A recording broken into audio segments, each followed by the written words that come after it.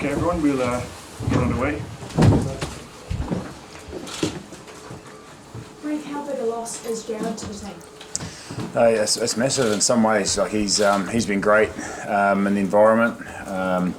Robbie Henshaw he's been a mentor for Robbie as well. He's been massive for him. He's so helpful with everyone on the team. Apart from that as well, he's a big decision maker in our team. It's one of his strengths, and some of you would have picked up his defensive record as well. So we feel for him, and there was a bit of a moment today for him.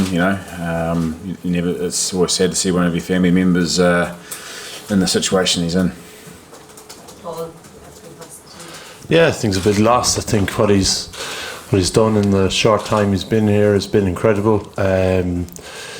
From an Irish context, he's a very calm influence on people. He's great chat on the pitch. He's that way of telling you what to do in one very short sentence, and I think he's been brilliant for the backs. Very good for Johnny. Very good for Robbie Henshaw. Very clever defender. Very clever attacker. He isn't that old, but he kind of had a bit of an elder statesman presence around the place in terms of how he did things, and became very popular with the lads very quickly. So I think for the journey he's been on, to get here to be playing in a World Cup with Ireland is disappointing for him this morning, and disappointing for the group when it was announced this morning. People have said all week that there needs to be a lift, a step up in intensity on the Italian game. Can you think of a comparable situation in Joe's tenure? A time when you've managed to go from one game to the next and lift things significantly, like you're going to need to do tomorrow. I think we've always bounced back from poor performances under Joe's tenure, whether those have been wins or whether they've been losses. We've always managed to bounce back. Now, we probably haven't done that as well as we have in the past. I think since the start of the summer, we had a few back-to-back disappointing performances against Wales and England, and last week was disappointing as well. I think credit to Italy, they were really good, but we didn't help ourselves either. So I'd agree 100% that there needs to be a big lift in intensity, probably not just a big lift, a massive lift. I'd be fairly confident that we know where France are going to be in terms of their physicality, and in terms of what they're going to bring. They've had a great preparation, something they don't get, that we are lucky enough we get for Six Nations, and we're lucky enough that we get for the November internationals. We get good time together. France don't get that, but they get it at a World Cup, and I think that if we don't raise our intensity and a lot of what we're doing significantly tomorrow, it'll be a very tough day. Is there one performance that you have?